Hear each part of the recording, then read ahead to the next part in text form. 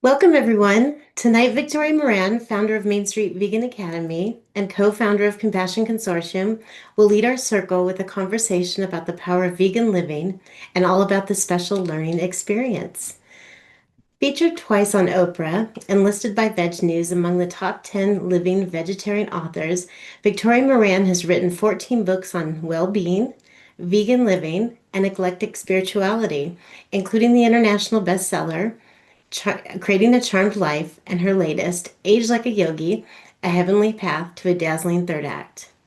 In 2016, Victoria was voted PETA's Sexiest Vegan Over 50. In 2019, she was lead producer on the documentary film A Prayer for Compassion, and she was inducted last year into the Vegan Hall of Fame. After the 2012 publication of her book, Main Street Vegan, Victoria launched the Main Street Vegan podcast, ranked by listennotes.com in the top half of 1% of podcasts. And she founded Main Street Vegan Academy, training and certifying vegan lifestyle coaches and educators. This is a magical program. I took it myself, and she'll explain more about it this evening. And here are a couple of fun facts about Victoria. With a dollar press card from a teen magazine, she attended her first Beatles press conference at age 14. And when she was 17, Paul McCartney brought her a drink. Welcome. Why, thank you, Jen.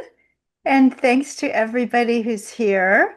I know that this is a redo. We were going to have done this a month ago, so thank you very much for showing up this time. So I'm seeing in the names, I don't see a lot of faces. Do you notice since we've all done so much Zoom, we're all just like, oh, turn the thing on, but I'm not going to have my camera on. We used to always have the camera. So if you feel like having your camera, that would be nice. Why, thank you. Oh, so I see some Main Street Vegan graduates. I see someone who's going to be a Main Street Vegan Academy student coming up in the next cohort. Oh, there's more. Hi. Hi, Deborah. Hi, Diane. Hi, Angela. And I don't know if this is the Tony that came to Main Street Vegan or we had another Tony. So, welcome. And what we're hoping to do with this night is inspire people about the wonderful adventure of living vegan. And this is a strange time in history to say that because a lot of people don't like the word vegan. And that's funny to me because I've been vegan for so long and been around vegans for so long. I remember when nobody disliked it because nobody knew what it meant or, what it was. And now people know what it is, and they've decided, many of them, that they're not crazy about it. So we do have a little bit of a challenge ahead of us because I think everybody that's in this room, certainly those of you that I know, and I'll bet anything, the ones of you that I don't know as well, that we're very heart-centered people. We're very committed. We really care about living beings. We care about people. We care about animals. We care about the future. We care about the earth. We care about the spirit.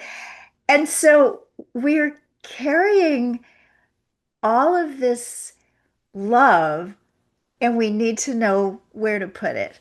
And I think that that's really what being vegan is about. It's certainly what Main Street Vegan Academy is about, since that helps people who have this same kind of sensibility come up with a way to show it and share it and get it out there into the world. So, for those of you that I don't know, I just want to get a sense of who's here, and you can raise your human hand if your camera is on or your electronic hand otherwise. So I just want to know who is, and this is not to say who's cool because everybody's cool. I'm just trying to figure out what you would like to hear from me tonight, and we're going to have a lot of discussion and conversation and Q&A. So who is well, I'll just start with who's a graduate of Main Street Vegan Academy. I think I already know that, but If Okay. people look at the React tools, they could raise their hand through there, Yeah. or Okay. And then who's not a Main Street Vegan Academy person yet, but a very committed vegan. Long time, short time, but committed. Okay. And that is one of the things, a lot of people think Main Street Vegan Academy is a place to learn how to be vegan.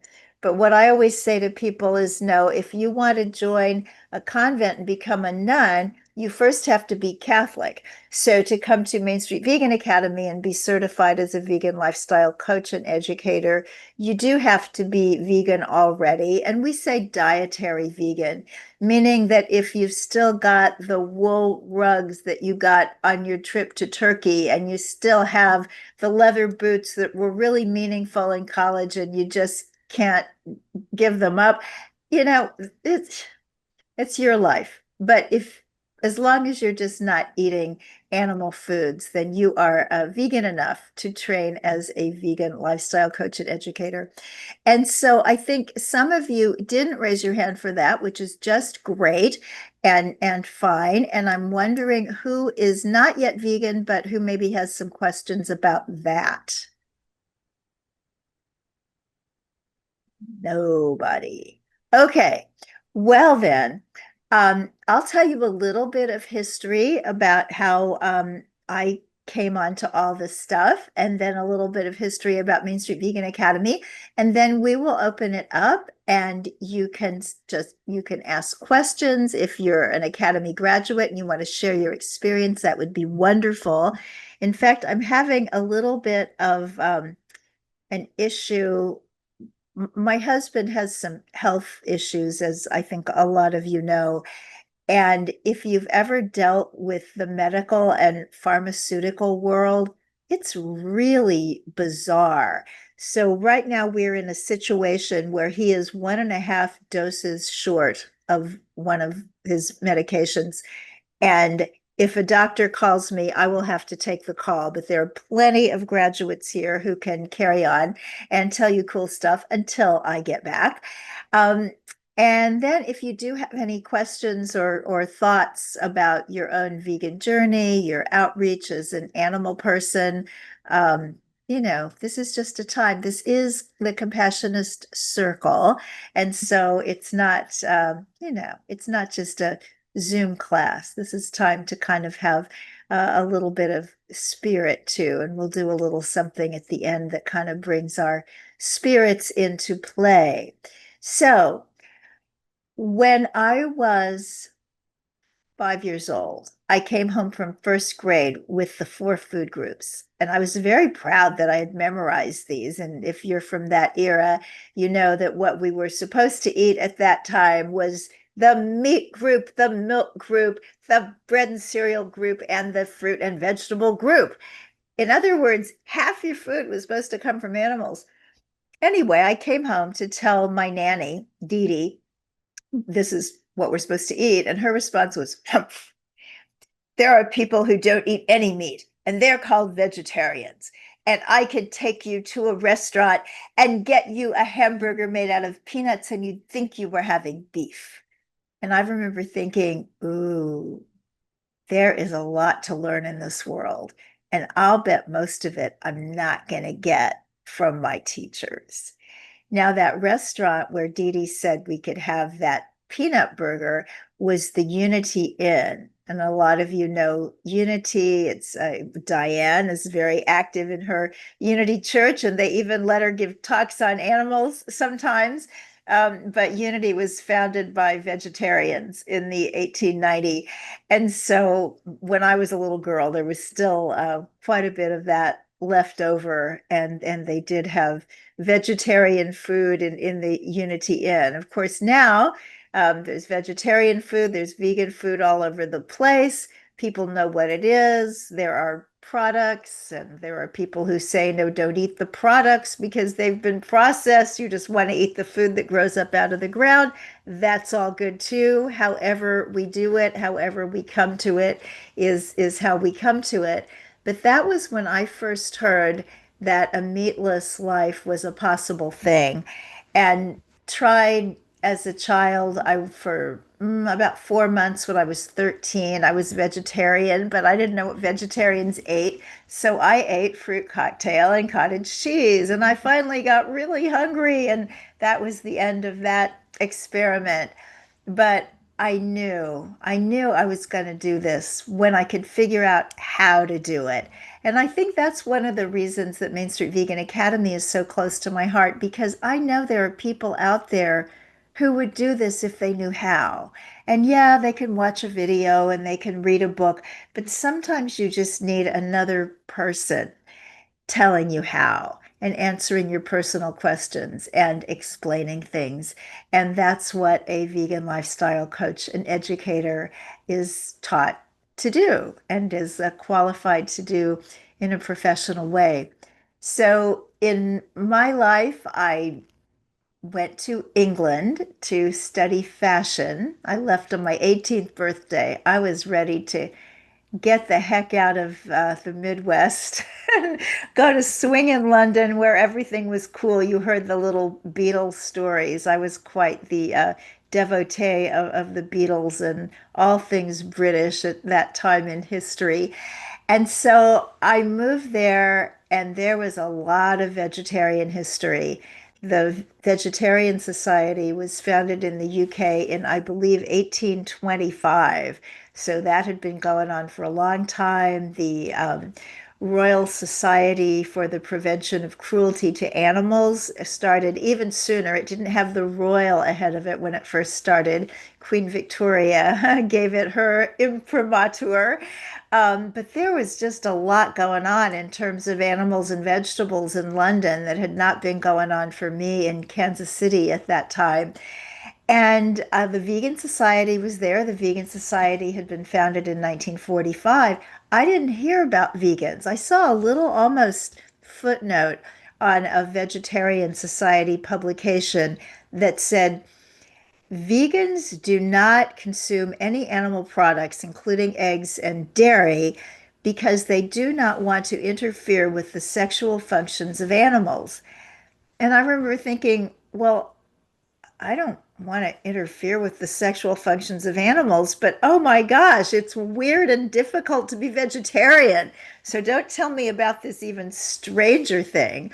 But then within a couple of years, I had discovered the American Vegan Society and met the founders there, Jay and Freya Dinshaw, who believed in me. And that's something that I think is really important for all of us, whether we're going to be doing this work professionally or just as heart work, that sometimes we just need to believe in somebody before they can believe in themselves. Because so often it's just like, oh, I'm so frustrated. So and so won't do this. And it's always somebody, it's usually a relative, but it's this one person that we really think if only they would go vegan. But the fact is, we really need numbers. So if you can get 10 other people and that person never does it, you know, that was just how it was gonna be. So as I learned about veganism, I had a hard time going vegan. I was dealing with an eating disorder. Plus, it was just very, very unusual to be vegan in those days. You couldn't find food or anything. But given the moral imperative of why people care to be vegan to begin with, we don't want to see the cows and the calves separated. We don't want to see all these beautiful animals raised in these terrible conditions, slaughtered in adolescence, thereabouts. That's kind of average. The laying hens are just all in such terrible straits. And it's such a funny thing. You may find this too, that everybody that I know that is an omnivore will tell me that they eat the humane meat. They get the free range eggs. They get the grass-fed beef. No, nobody's in a feedlot for them. And I know statistically that that kind of food, even if it is substantially better, and there's a lot of evidence that it's just bad to be an animal in the agricultural system, whether you're at a small farm or an industrial farm. But I think there's bad and incredibly bad. But let's just say that these small farms were great and that it really is what a lot of omnivores talk about. They have a good life and one bad day. Even if that were so, statistically, that's 2% of the food that's available. And yet, everybody that I know that's an omnivore says that's where they get their food. So, isn't it amazing that I know that 2% of the world, which means that all your friends who are telling you that that's where they get their stuff must not be telling the truth because I know my friends tell the truth and they've got to make up the 2%. So, it's a tall order. People love to help, but they don't want to change. And I think we can all look back on our own histories. And sometimes there's some people that are just very clear. They see a video about the cruelty, or in some cases, if they're coming in from the health side, they see a video about arteries, whatever it is, they're just like, oh, okay, this makes sense. I'm in. And some of us, well, yeah, it makes sense. And it takes me 12 years to get in, but eventually we're in. And other people, it's like they see it, they hear it. So, one of the things that we do at Main Street Vegan Academy is help people, help other people make that leap, make that little change, giant change that it makes a big difference in the world. And one of the things that I see people that decide to change their own lives, their own food choices, their own shoe choices and whatnot are remarkable people. And so give them a little bit of training and education and guidance, and they are literally out changing the world. It's very, very exciting stuff. So, fast forward, I was talking about my early life and youth, but in 2012, I wrote a book called Main Street Vegan. And I was really inspired to write that book. I had gone to a PETA seminar and they had shown videos of things that happened to animals, and I'd seen it all before. But that night, my heart was really open. And going home in the subway, I felt so bad that I wasn't able to just write them a check for $100,000. And I was talking to God because that's the kind of person I am. And I got this very clear message. No, maybe you don't have the 100K to spare, but here's what you can do. Your next book needs to be called Main Street Vegan. 40 little chapters with a recipe at the end of each one. Easy recipe, because people like recipes and people like easy. You need to gear this book to the young woman that you were in 1983 in Wheaton, Illinois, when you went from vegetarian to vegan. And I'm like taking mental notes in the subway, like, I can do that, I can do that. So I presented that to my literary agent and I wrote the proposal because that's how you sell a nonfiction book. And then it went to the publisher, well, lots of publishers, but the one that we went with was a Tarcher Penguin. And the first day I talked with my editor, she said, we're happy to have you. We're excited to see this book, but we hate Main Street. And so it's like, well, okay, they bought the book, so it's really theirs. I'm going to have to come up with the title that they like. And I wasn't coming up with anything good. And I know a lot of you, those of you from Main Street Vegan Academy, you've already heard this story, and I apologize for repeating, but just so everybody gets the full picture. William and I were walking up Broadway one Saturday afternoon, and there was somebody so famous you could recognize him from the back. How many people can you think of like that? Well, this was Michael Moore, the filmmaker. Now, he had liked one of my earlier books and wrote about it in Oprah's magazine. So I gave my card to the woman that was with him. I didn't want to, be like a fangirl or something, but I wanted to do something. And then a few seconds later, we hear Victoria. Michael Moore is following us up Broadway. He says, we need to talk. We need to talk about food. So we started talking about food. And one night in one of these conversations, I told him that the book that I'm writing was supposed to be called Main Street Vegan, but the publisher hated it. And he said, "Oh, they're wrong. Everybody wants to be Main Street. Everybody, whatever their political leaning, they think they're Main Street. So let me talk to them." So there was a three-way conversation with this Academy Award winner and my editor and me. He convinced her, she convinced the higher ups, and I got this wonderful phone call on a Tuesday afternoon saying your book can be called Main Street Vegan. And then there were all these like invisible pop-ups that I'm seeing. Well, in that case, there needs to be a Main Street Vegan podcast and a Main Street Vegan production company and Main Street Vegan Academy, training and certifying vegan lifestyle coaches and educators. And all this started coming together in a very, very short amount of time. I got a call from Unity Online Radio, same Unity that had the peanut burger back when I was 5. And they invited me to do the radio show slash podcast, which is no longer with them because Unity Radio no longer exists, but it's certainly still going every week. And the production company, we did A Prayer for Compassion back in 2019.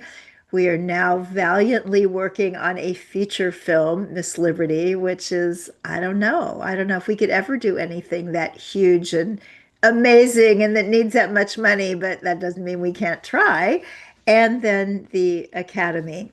The very first class was live and in person in New York City. We used to be here, and it had 13 people, and they just went out and did so many great things. There were just some wonderful, wonderful people in that class. One was J.L. Fields, that you might have heard of. She's pretty well known in the cookbook world, and she's also done a lot with being a consultant for food companies and cookware companies, and she's just done a lot of amazing things. She's also now on our faculty.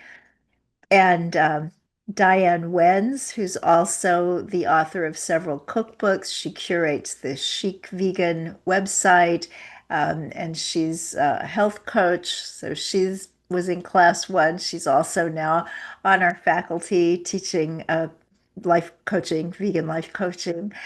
And then we just started doing more. And here we are, about to do cohort 37. We have close to 700 graduates in 32 countries on 6 continents, and they're doing the coolest things.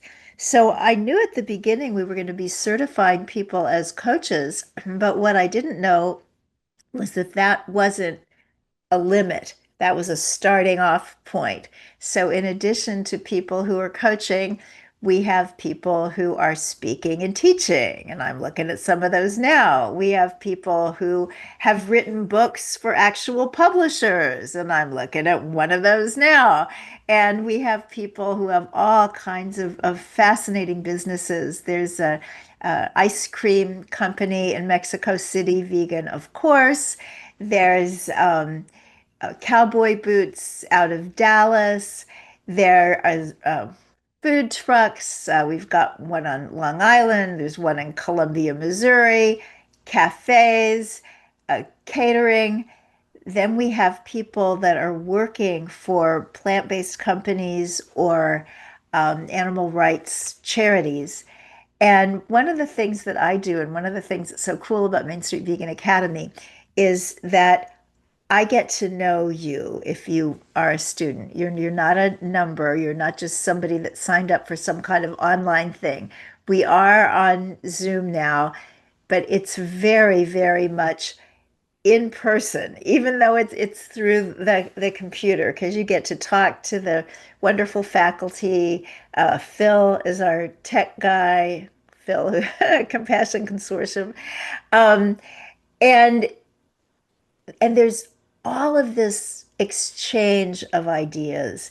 You get to hang out with vegans. You get to feel like, oh, wow, even if not in my geographic area, these are my people. And then you get connected with graduates from earlier cohorts. We have a private Facebook group. We also have monthly Zoom reunions. And every other year, we have a reunion in New York City. So we will be doing that in the summer of 2026. So if you take the course in 2025 and you have any interest in hanging out in the Big Apple and doing field trips and all kinds of fun things, that's part of it as well. So I'm just going to stop here now and just ask if somebody who is a graduate would like to just tell a little bit of their story, and then we'll open it up for all the way discussion. All right. Is it okay if I say a little something Yes, before of I begin? course, All Phil. right. Oh, and then I'll defer to Angela over there. Hi, everybody. My name is Phil DeJean. I'm also part of Plant Power Disruptors, in addition to being a Main Street Vegan Academy. I guess this would be my thing is Master Vegan Lifestyle Coach and Educator, and I've been through the course and seen so many different things and met so many really cool people. Some things we did live, that we did a thing where we went from place to place and took everybody, and that was just a great experience with one of our other events that we did. But a lot of the thing that I really impressed me the most was the education that you get. Some of the different speakers. I don't, can I say what speakers we've had in the past, or, Sure. 'cause it's always different people that have come to speak. We had Miyoko Shiner, right? Is that her last name? From Miyoko's. She was definitely a speaker that came in. And other really great thinkers of many different things. We had people that were computer experts, and we had people that were fashion designers. We had people that were like all these. We had book writers. You see many book writers in the house. Just so many different people from across the world. We had cooking things going on there.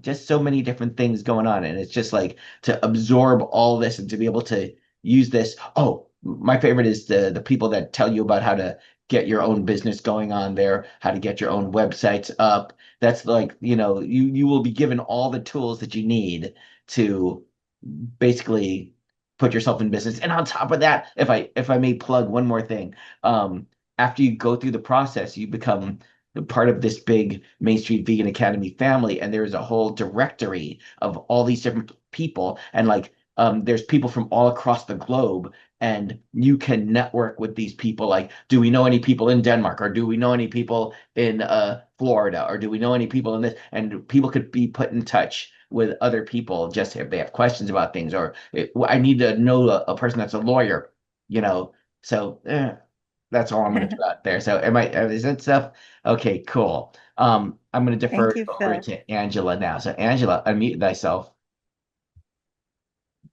Thank you. Yeah, I attended Main Street Vegan. Like, I'd been vegetarian for several years, but I became vegan in 2019, early 2019, and I attended Main Street Vegan in October 2019. So only, like 6 to 8 months after I became vegan, but I was so motivated to like want to bring this into the world in some way. So that was before the pandemic, so it was in person.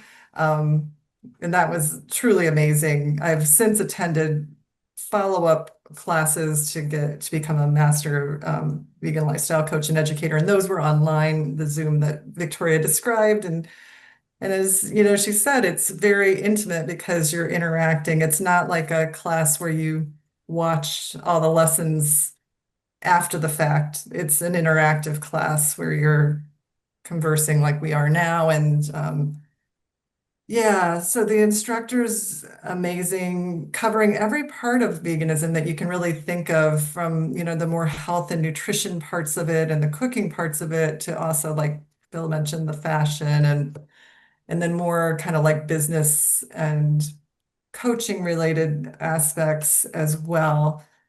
I think for me, like in addition to all the learning and the wide range of topics and great instructors, it was I'm still connected with the people that were in my class in 2019. We all kind of connected on Instagram, and I was not on social media before then, but now have been more regular on it. And then I met so many others through the alumni events. It's just been this connection. I've been in a lot of different vegan networking groups, and many of them are beneficial in so many ways, but I think there's a special connection from the Main Street Vegan um, graduates that is sort of different and more intimate than many of the other things I've been in. And then as Victoria, she's just such an advocate for her graduates. That's all I can say is, she, as many of you know, wrote the foreword for my book. I know that made a difference. She was a huge support when I was working on my proposal and how do I go about that? And, so I'm sure her support with the proposal made a difference in me getting a publisher. So all these different things just that make a difference in your life and friendships that are just lasting with like-minded people. So I guess that's what I will say about it, but it's definitely, I love training. I'm going to keep learning, but there's nothing that replaces the experience I had at Main Street Vegan Academy, no matter how much I learn. So that's what I will say. And one of the other, I just want to add on, Angela, that the woman who read the audio for the audio book of your book is another graduate.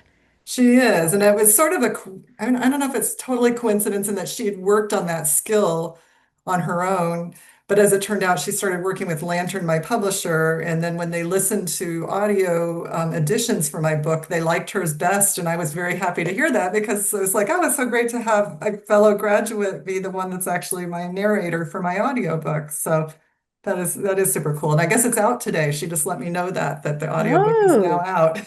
that's exciting. And you Yeah. can always listen to a sample on Audible. Oh, good. I'll have to check it out. Yeah. Yeah, It's way ahead of when the publisher said, so I'm really thrilled. So, but great. no, I'm really grateful. And I'm happy to talk to anybody that ever is curious to learn more about it. So, Yeah. Thank you. And thank you for being here. That's to all the graduates. So let's just open it up now, whether you've been to Green Seat Vegan Academy and you want to talk about that, or whether you're thinking about it and you have questions, or if you've just got, something to say, Okay. because, So if people want to raise their hands, you could use there's a React tool, or if you want to click on your video and raise your hand physically, and we'll see you and we can unmute you. Oh, and we also have that video ready to go if you would like to show the oh, video. that's right. Okay. This is just a little AI video about Main Street Vegan Academy. Ready to level up your vegan game? Let's go! Main Street Vegan Academy has been the place for training and certifying vegan lifestyle coaches and educators since 2012. Learn live and interactively on Zoom with founder Victoria Moran and top vegan stars. The next certification course kicks off in September. Don't miss out. Visit mainstreetvegan.com to sign up today. Go vegan pro with us. Oh, I sent you, Phil, the the vertical version. It's like, why Yeah. is that so skinny? It's like, oh, that was the one for Instagram. Yeah. But anyway, you get the idea. So, Mhm. does anybody have any thoughts, questions, queries? Have you figured out how to save the world? Yeah, we need it. Yeah, we'll take it. Okay. All right. Ah, there it is. Oh, Diane, bless you. Um, well, I just want to reiterate what's already been said about the Main Street Vegan Academy. I joined. I just did the online version after the pandemic, but as everybody's mentioned, it didn't feel it. It felt, which I was grateful for because I couldn't have afforded to do the in-person. So I was really grateful that Victoria decided to do this online. And it does feel I still maintain connection with some people in the class and yeah, if even if nothing else, I haven't done anything really exciting, but if nothing else, it's well worth just the community and the monthly gatherings and just having the sense of community and the support. So it's certainly the some of the best money I've ever spent. And while I have the floor, I just do have to mention, if you haven't gotten either one of these books, I highly recommend them. I've got about 10 books going right now, so I'm about halfway through both of them, and they're both excellent. So Age Like a Yogi and Vegan Transformation. Okay, that's my plug for the day. Thanks, Diane. Your check is in the mail. No. Then I'm just going to throw out a question. What's it like being you in the environment where you live? What's it like being, however you describe yourself, a vegan, an animal advocate, a soft touch, eclectically spiritual? What's it like being that in your life? I just wanted to say I was in the last Main Street Vegan Academy, so I'm fairly new with it. And it was a couple of things. Where I live is Prescott, Arizona. It's in no way, shape, or form vegan friendly. So being here as a fairly new vegan of just a few years, it was so nice to have the community and the knowledge and everything else that came with it when I was there. It was just I see Angela nodding her head. It's like the knowledge base is just wow. Like you think you know this or you've learned a lot or you've read a lot, but when you're in it and you're being trained through all these different people and amazing people and what they do, and it's like just the health component alone, you're so much more knowledgeable when you're talking to people, when you're speaking about veganism because it isn't something that is easily accepted, at least where I live. In New York, maybe a little bit better, but it just felt nice to really have a community that it was like-minded. I felt cared about. I don't know, it just felt like a family. It felt like a family. And then on top of that, everything that you learn and do and now see, I look through a different lens now. And so I just wanted to share that. It's nice to have that community when you don't have it right where you live too. So I know that's common. So it's amazing. Yeah. Right on. Next up is Michelle. Hi, good evening. Well, how do people react to me? That's some multiple answers for that. I will be ordained on Saturday as an animal chaplain. So you can imagine the looks I get on what that means. And then when I also say that I'm vegan, I was vegetarian for 33 years and I've been vegan now for 14 months. And for me, my personality is just everything or nothing. And so when I was going to start the act or animal chaplaincy, for me, for my personality, I couldn't do that and not go all the way to vegan. You know, the more I researched, it's like going down the proverbial hole, right? You realize, yeah, I had done some good as a vegetarian, and I applaud all who are, but I saw how so many of the companies that I was buying from, whether it was clothes or food or makeup or house cleaning products, were not cruelty free. And the cruelty free may be a way to kind of hook some of our friends into that, you know, outside of just the animal farming, but how it's so easy to buy from another brand that is cruelty free, and no matter what the product is. I've been lucky. I'm in Miami Beach, and even though you think, oh, this is the land of the beautiful people, well, people aren't eating so healthy, and they're certainly consumers of lots of meat products because we have so many different cultures here, all bringing their own lifestyle and what they like to eat.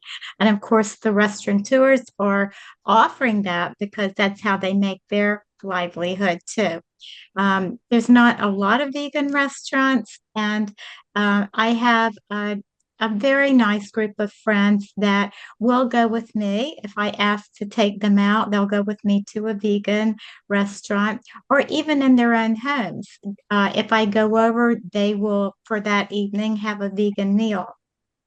So I'm very blessed in that way. I'm not a cook, so I microwave a lot. You know, for me, prepping food is not therapeutic. It's frustrating. But I love to eat so much, right? So, it's been a good experience. You do learn a lot about your own habits. I've gotten rid of a lot of the things I had, my leather luggage, some, not all of my leather boots. And I'm reading on the clothes that for me, I'm a real thrifter. I like to buy thrift and vintage. So it maybe it's justification and not the right thing to do. But if I can find that I'm buying sustainable clothing, or at thrift, I'm giving it a second or third life. I'm I'm okay with that. Obviously, it didn't help the animal that was originally shaved or killed um, on the clothing, but it's how I've done it. So yeah, I'm loving it. I did lose about 10 pounds very quickly after going from vegetarian to vegan. So that was good because I'm very conscious of numbers in general, whatever the number is, but numbers on a scale was big for me. So you know, and I don't know if anybody watches the Today Show, but Dr. Sanjay Gupta, who's on there a lot, the medical advisor that they have, the vegan lifestyle is part of what he is showing is curbing Alzheimer's. And I was my mom's caretaker with Alzheimer's.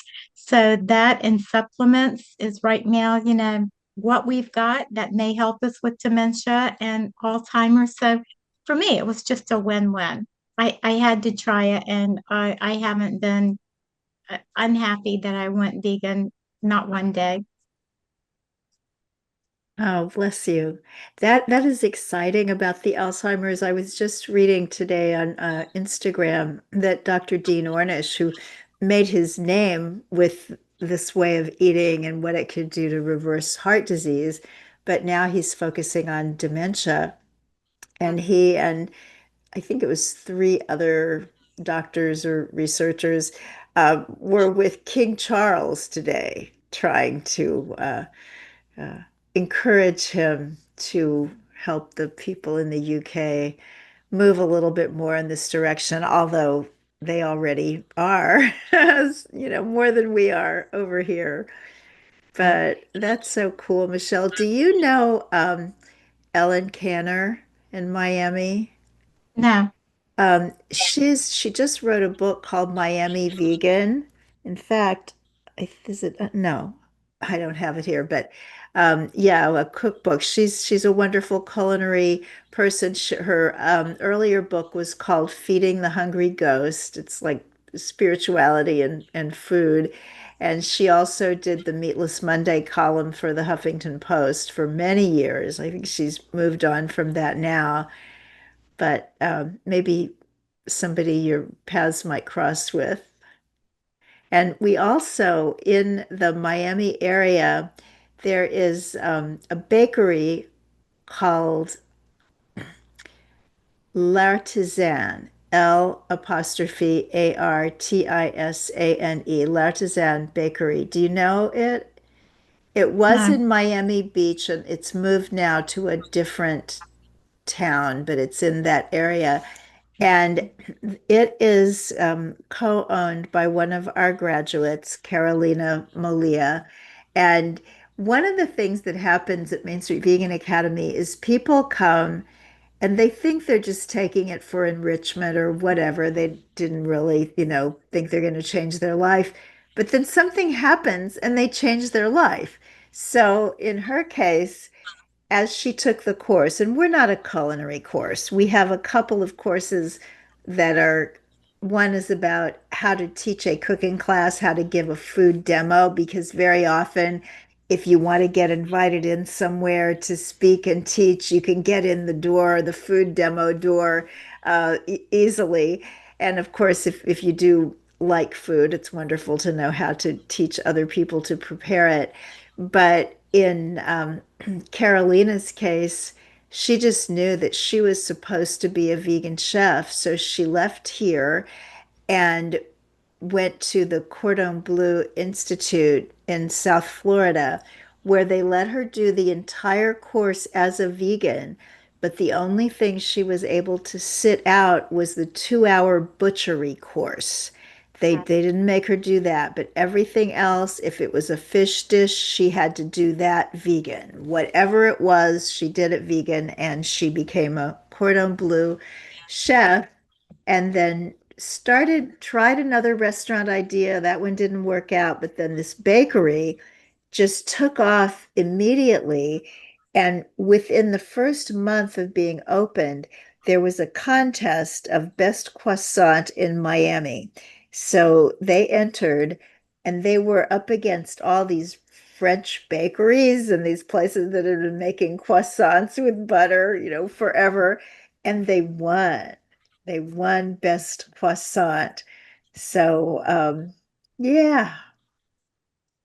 I wanted to mention too that for anyone thinking about trying it, that I'm part of the vegan meditation group with Dave Ah, Simon, and we meet beautiful. twice a month. Yeah, the first and third Mondays we meet online. There's a Zoom link, and it really does address the struggles that new vegans and old vegans go through. At my office, I'm the only vegan. I'm the only vegan that I know in Miami Beach, But if any of us are sitting having lunch together, um,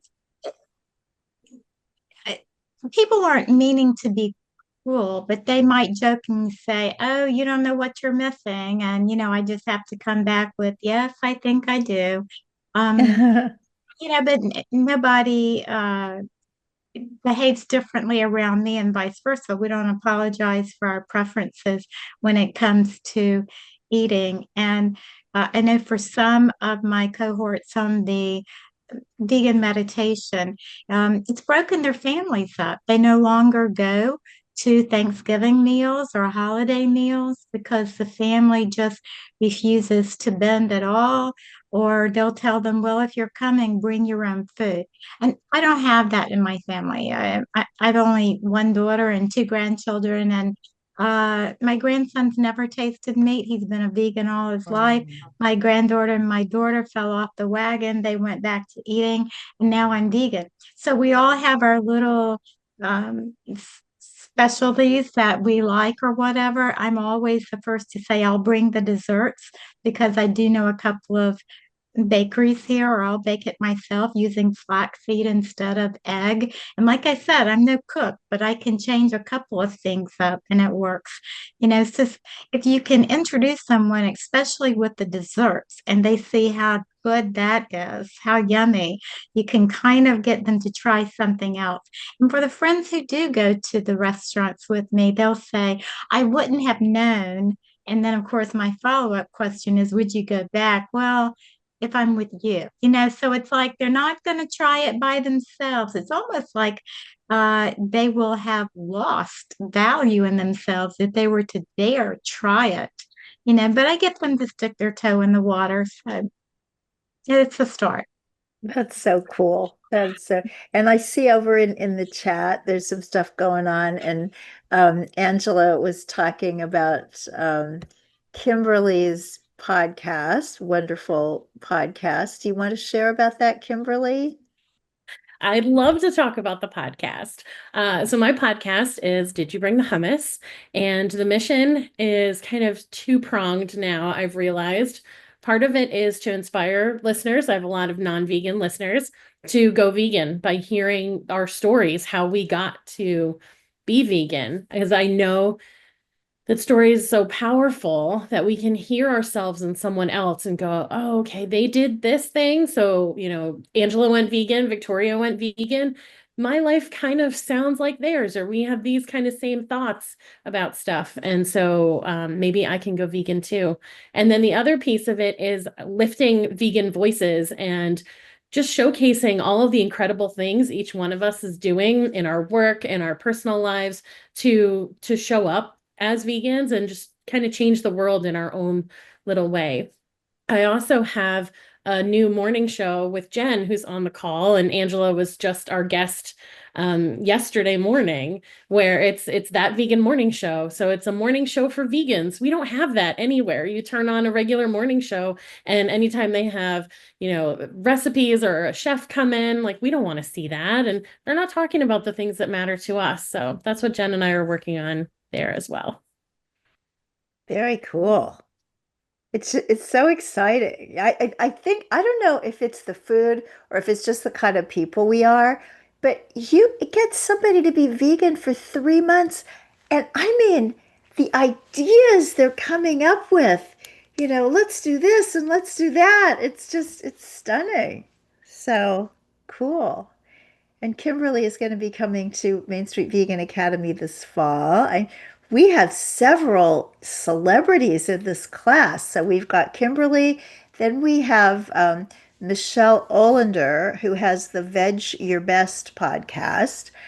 And then we have Becky Robinson, who is the founder and president of Alley Cat Allies, which was the first national organization to get the feral cats spayed and neutered and vaccinated and then back in their colonies, which was just nobody had ever thought of that idea until 30 years ago when Becky thought of it. So she will be with us and probably other people who are famous, but I don't know for what. So I'm looking at our time. I know that we started at 8 and we should probably end right about 9. Does anybody else want to share just where they're at, or does anybody have a question? And then we'll end in a little spiritual something. All right, we'll have hands up or show your video and you can wave your hand and I'll get to you. So I just want to I want to make sure that I don't not acknowledge graduates. So Deborah, is Deborah still here? Did she leave? I'm good Okay. now. And Tony. Yeah, Tony Rice is there. Yeah. Okay, well, thanks for coming. And then before we do our little going within to close this out this evening, I just wanted to say that if you are interested in Main Street Vegan Academy, I'm doing something for this course that I've never done in the past because as I look on Instagram and around the cyber world, vegans and veganism are under attack in a way that I've never seen. Even when I was first starting out and nobody knew what it was, we weren't under attack. And now we are. And that means if we're under attack, the animals are under attack. And so one way that I am hoping to help that is to get the most vegan lifestyle coaches and educators out into the world as possible. So this time only, I'm offering a huge discount to people who hear about the discount, and that is to use the code FRIEND. So you go to Main Street Vegan Academy. I will put it in the chart. It's just mainstreetvegan.com. And the homepage has some good information, but the page that's called Program really explains what everything is about. And then if you decide from this and from that that you do want to apply for this cohort that starts in late September, then just there'll be a discount box after you fill out the application. Put in friend, FRIEND, all caps. And you know, we're already pretty reasonable. I mean, after you take the course, people come to me all the time and they say, you should charge more. And it's like, well, yeah, that's what you say now. You weren't saying that before. But anyway, you can get 50% off. So basically half, or come and bring a friend, or, whatever it takes. We need to get out there and change the world. So, what I'd like to do, does anybody else have anything to say before we start little closure. Okay, then I'd just like to invite us all to come into ourselves in a little meditative time. So if you just close your eyes and focus on your heart center.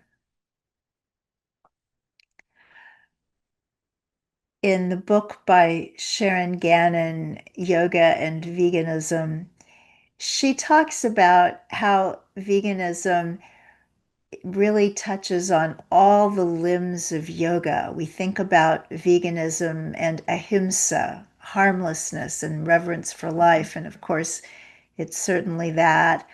But Sharon really woke me up to see that it's also about satya, which is truth. And because we need to know the truth about what we're eating and about where that comes from. It also has to do with the idea of not stealing, because we don't want to be stealing the milk from the cows, the eggs from the chickens. And just as it has to do with all those limbs of yoga, I think there's something in this way of life that really relates to all of the chakras. There's the self-preservation, and there is the communication, there is the enlightenment, but there's really this heart piece. So just like veganism relates so clearly to that ahimsa idea, it relates so clearly to our heart center, our love center. So I just invite everybody to focus on your heart and just very slowly, some nice breaths just to quiet everything down as we go on to our evening.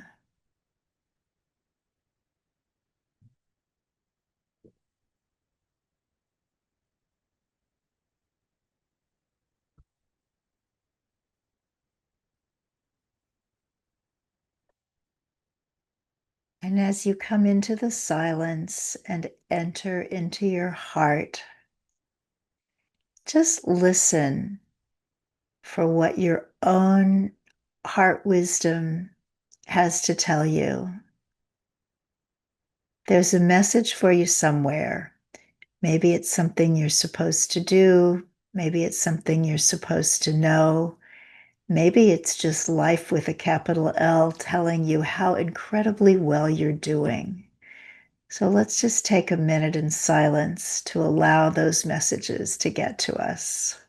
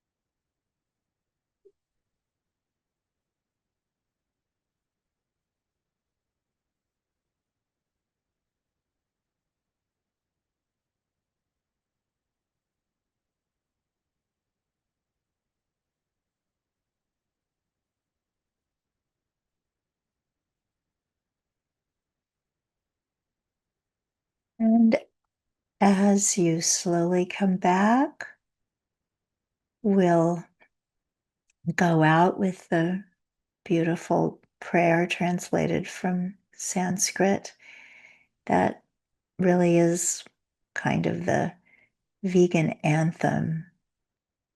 May all living beings be free from suffering. May all living beings know peace and joy. May the thoughts, words, actions, and choices of my life contribute to that peace and that freedom for all. Namaste, Amen, and so mote it be.